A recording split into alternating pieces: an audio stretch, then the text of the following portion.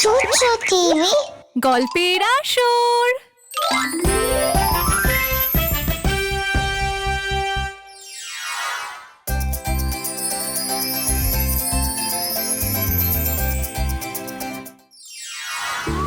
একটা খুব সুন্দর সবুজ বন ছিল, যেখানে অনেক হাতি বাস করত। জিঙ্গো নামের একটা ছোট্ট হাতিও সেখানে বাস করত। তার নিজেকে ভীষণ একা মনে হতো, তাই সে অন্যদের সাথে বন্ধুত্ব করতে চাইতো।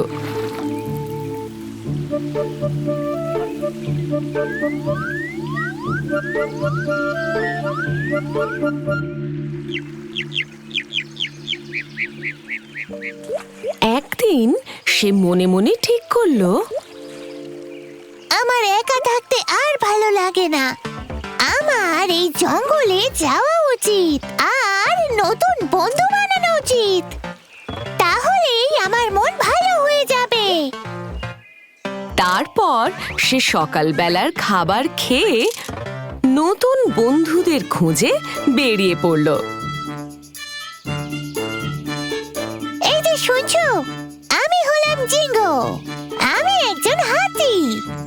হ্যালো, আমি প্লাকি। আমি একটা বানর। দেখা হয়ে ভালো লাগলো প্লাকি। তুমি আমার বন্ধু হবে? মজা করছো? সম্ভবই নয়। তুমি দেখতে অনেক বড়। তুমি এই গাছ থেকে ও গাছে আমার সাথে ঝুলে যেতে পারবে না। ঠিক আছে, তোমায় কিন্তু আমি আমার বন্ধুই ভাবছি। জিঙ্গো নিরাশ না হয়ে এগোতে থাকলো। সে হাঁটতে হাঁটতে এমন একটা জায়গায় গিয়ে পৌঁছলো যেখানে অনেক বড় বড় বাঁশ গাছ ছিল। এই যে শুনছো, আমি হলাম জিঙ্গো। আমি একজন হাতি। হ্যালো, আমি হলাম স্পটি। আমি একটা পান্ডা। দেখা হয়ে ভালো লাগলো স্পটি। আমরা বন্ধু হতে পারি? কি? কখনো না। তুমি তো বড্ড বেশি মোটা। তুমি আমার সব বাঁশ গাছগুলো খেয়ে ফেলবে। তুমি আমার সাথে বন্ধুত্ব করতে চাও না? কিন্তু আমি তোমায় বন্ধু বলেই মনে করি। অনেকক্ষণ হাঁটার ফলে জিঙ্গোর খুব জল তেষ্টা পেয়ে গেল। ঠিক তখনই সে একটা পুকুর দেখতে পেল আর ছুট্টে সেখানে চলে গেল জল খেতে। তখন সে একটা শব্দ শুনতে পেল আর দেখতে পেল একটা মাথা জল থেকে উপরে উঠে আসছে। এই শুনতে পাচ্ছো? আমি জিঙ্গো। আমি হলাম একজন হাতি। হ্যালো, আমার নাম অ্যাবি। আমি একটা জলহস্তি। দেখা হয়ে ভালো লাগলো অ্যাবি। আমার বন্ধু হবে তুমি? কখনোই না, এটা সম্ভব নয়। তুমি দেখতে অনেক বড়। জলের তলায় আমার সঙ্গে খেলা করতে পারবে না। ঠিকই বলেছো, কিন্তু আমি ডাঙায় তোমার সাথে খেলতে পারি। না, এটা কখনোই সম্ভব নয়। কিন্তু আমি তোমায় বন্ধু মনে করি। অন্ধকার হয়ে গেছে, আমাকে বাড়ি ফিরতে হবে। আবার কাল আমি আসবো। তারপরের দিন সকালে জিঙ্গো সকালের খাবার খেয়ে আবার বেরিয়ে পড়ল। সে দেখলো যে সব পশু পাখিরা এদিক থেকে ওদিকে ছোটাছুটি করছে। সে তখন একজনকে থামিয়ে বলল, এই শুনতে পাচ্ছো? আমি জিঙ্গো। আমি একজন হাতি। হ্যালো, আমি চাবি। আমি একটা ব্রাউন বেয়ার। দেখা হয়ে ভালো লাগলো চাবি। আমাকে পালাতে হবে। এই দাঁড়াও, তোমরা কোথায় যাচ্ছ? ওই দুষ্টু বাঘ ব্যান্ডেট আমাদের সবাইকে খেতে আসছে। আমরা ওর খপ্পর থেকে বাঁচার জন্য পালাচ্ছি। তুমিও পালাও, কোথাও একটা গিয়ে লুকিয়ে পড়ো।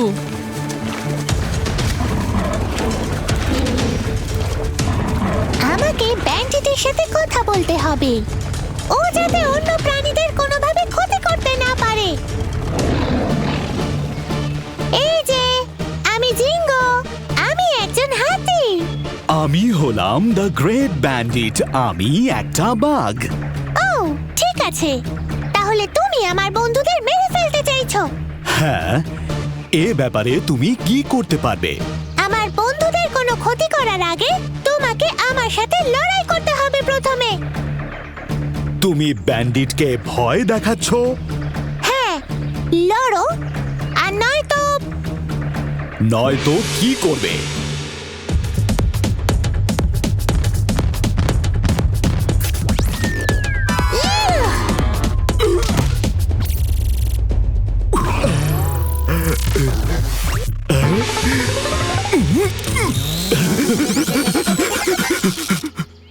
আমার সব বন্ধুরা দেখো, বাঘটা পালিয়ে গেছে। তোমরা এবারে বেরিয়ে আসতে পারো, তোমাদের আর লুকোতে হবে না।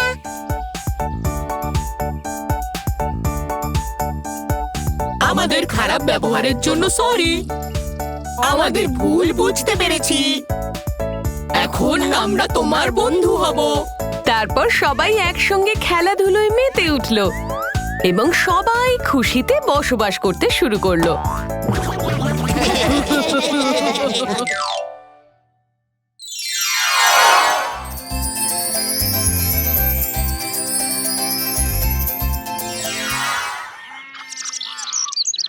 অনেক অনেক দিন আগে এক দরিদ্র পরিবার বাস করত। গৃহকর্তা খুব অসুস্থ ছিলেন আর তিনি সব সময় চিন্তা করতেন তার অবর্তমানে পরিবারের কি হবে। যত দিন যাচ্ছে তত আমার শরীর খারাপ হয়ে পড়ছে। আমি ভাবছি যে আমার অবর্তমানে আমার স্ত্রী আর সন্তানদের কি হবে। আমার স্ত্রীকে সারা দিন শুধু কাজ করতে হবে আর আমার সন্তানদের দেখাশোনা করার মতো কেউ থাকবে না।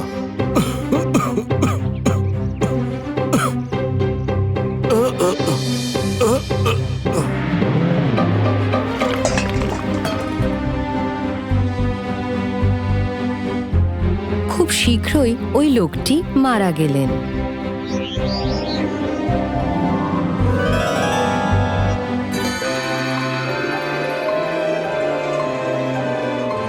তবে স্বর্গে যাওয়ার বদলে উনি একটি সোনার হাঁস রূপে জন্মগ্রহণ করলেন। আমি এখন হাঁস হয়ে গেছি। আমার পালকগুলো দেখতে কি সুন্দর। এগুলো তো দেখছি সোনার তৈরি আর সূর্যের মতো উজ্জ্বল। আমি বোধহয় আমার পালকগুলো সন্তানদের উপকারে ব্যবহার করতে পারি।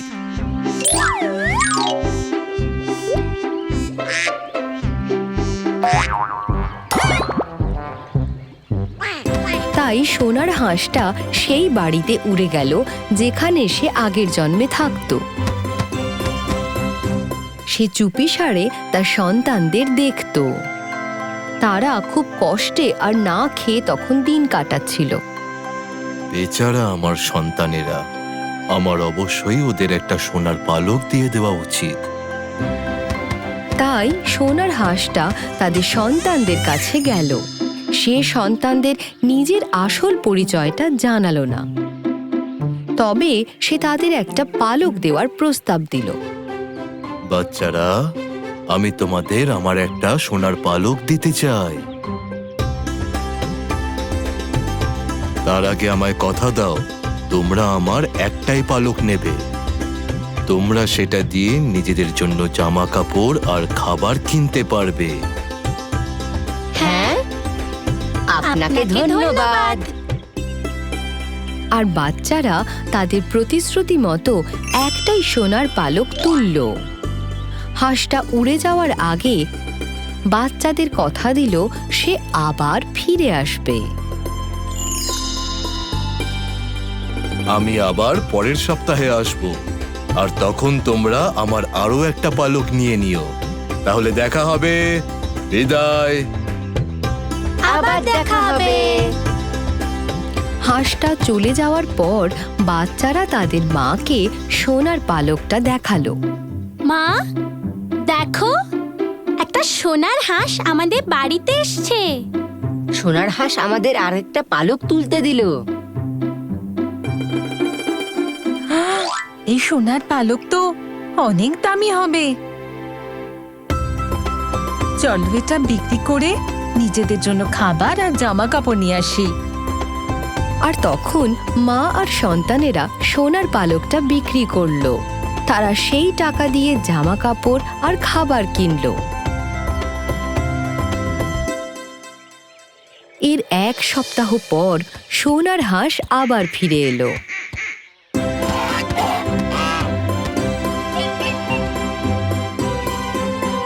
নাও বাচ্চারা, তোমরা আরো একটা পালক নিয়ে নাও।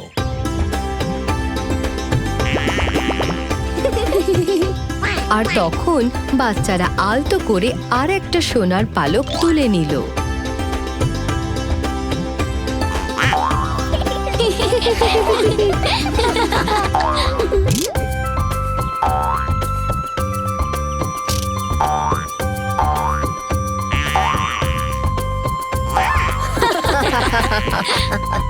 তারপর হাঁসটা চলে যাওয়ার সময় জানিয়ে গেল যে সে আবার ফিরে আসবে। বিদায়। আবার দেখা হবে। বাচ্চারা তখন সোনার পালকটা আবার তাদের মাকে গিয়ে দিল। মা, ওই সোনার হাঁসটা আজকে আবার একটা পালক ছিঁড়তে দিয়েছে। ও খুবই দয়ালু। ও পরের সপ্তাহে আবার আসবে আর আমাদের আরেকটা পালক তুলতে দেবে। বাচ্চাদের মা সোনার পালকটা একটা বাক্সে রেখে দিল। কিন্তু তখন তার লোভ জন্মাতে শুরু করলো এবং আরো পালকের কামনা করলো সে। আমার কাছে এরকম সোনার পালক যদি আরো থাকতো তাহলে তার থেকে কত টাকাই না পেতে পারতাম। সে খাবার দিয়ে ভালো ভালো খাবার, দামি দামি জামা কাপড় আর কতই না জিনিস কিনতে পারতাম। মনে হচ্ছে এই হাঁসটা খুবই ভালো। ও বোধহয় কিছু মনে করবে না যদি আমার ছেলে মেয়েরা ওর গা থেকে সমস্ত পালক বের করে নেয়। 1 সপ্তাহ পর যখন হাঁসটার আবার আসার সময় হলো, মা তখন বাচ্চাদের কাছে ডাকলেন আর বললেন, বাচ্চারা, যখন আজকে ওই হাঁসটা আসবে তখন ওর গা থেকে শুধু একটা পালক বের করো না, বরং ওর সমস্ত সোনার পালক বের করে নিও। যদি তোমরা এমনটা করো তাহলে তোমাদের অনেক খেলনা কিনে দেব আমি, পাশাপাশি তোমাদের পছন্দের মিষ্টি আর কুলফিও খাওয়াবো আমি। হ্যাঁ, বাচ্চা দুটো তাদের মায়ের কথা শুনে খুব আঘাত পেল। না মা, আমরা ওই হাঁসটাকে কথা দিয়েছি যে আমরা একবারে একটাই পালক ছিঁড়বো। হ্যাঁ, আর আমরা ওকে আঘাত দিতেও চাই না। আমরা যদি ওর সব পালক তুলে নিই তাহলে ওর শরীরে খুব কষ্ট হবে। তোমরা দুজনে দেখছি খুবই বোকা। সোনার হাঁসটা যখন এলো তখন সে বাচ্চাদেরকে ডাকলো। বাচ্চারা, বাইরে এসো। তোমরা আজ আমার আরো একটা পালক নিয়ে যাও। কিন্তু এবার হাঁসকে অবাক করে দিয়ে বাচ্চাদের মা বাইরে বেরিয়ে এলেন। হাঁস ভাই, আমার বাচ্চারা তো এখন ঘুমোচ্ছে, তো আজ আমি আপনার পালক বের করব। মা তখন সোনার হাঁসটার কাছে গেল।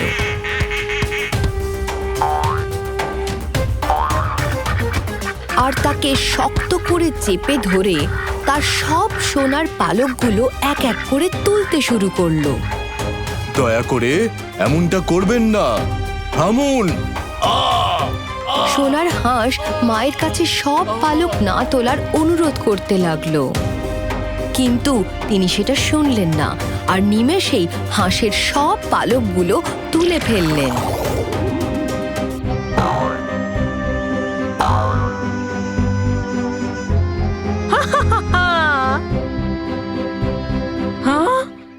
আর তখন মাকে অবাক করে দিয়ে সব সোনার পালকগুলো সাধারণ সাদা পালকে পরিণত হলো। না না, এই সমস্ত পালক সাধারণ পালক কি করে হয়ে গেল? এগুলো আর সোনার নেই কেন? সোনার হাঁস খুব রেগে গিয়েছিল। সে তখন মাকে খুব বকলো। তুমি কি জানো যে আমি কে? আমি তোমার স্বামী ছিলাম আর এই বাচ্চাদের বাবা, আর তাই আমি তোমাদের সাহায্য করতে চেয়েছিলাম। সেই জন্য আমি আমার সোনার পালক দিতে বারবার আসতাম, কিন্তু আমার পালক তখনই সোনার থাকবে যখন সেগুলো ভালোবাসার সাথে তোলা হবে। কিন্তু তুমি তো লোভী হয়ে পড়লে, আর তুমি জোর করে আমার সব পালক তুলে নিলে। সেই জন্য আমার পালক সাদা আর সাধারণ হয়ে গেল। এবার আমি চললাম, আর কোনো দিন ফিরে আসবো না। আমি আশা করি তুমি নিজের আর বাচ্চাদের দেখাশোনার জন্য অবশ্যই কোনো ব্যবস্থা করে নেবে। হ্যাঁ,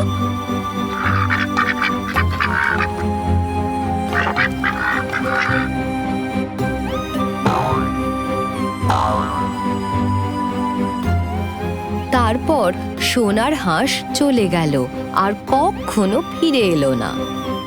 মা একদম বোকা হয়ে গেলেন আর বুঝতে পারলেন যে এই সোনার হাঁস আসলে কে ছিল, এবং তিনি এও বুঝতে পারলেন যে নিজের লোভের কারণেই তিনি এই সোনার পালক আর কোনোদিনও ফিরে পাবেন না।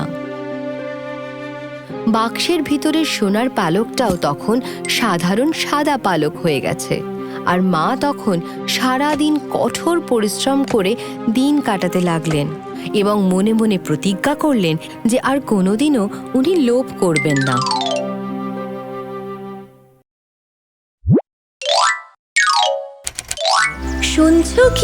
শুনছো কি তুমি আমার বন্ধু হবে, আমার একটা বন্ধু চাই, একটা বন্ধু। চাচার ভাই তখন তার প্রিয় খেলনা নিয়ে চাচার কোলে দিল। সে চাচাকে খুশি করতে চাইলো আর তার সঙ্গে খেলতে চাইলো।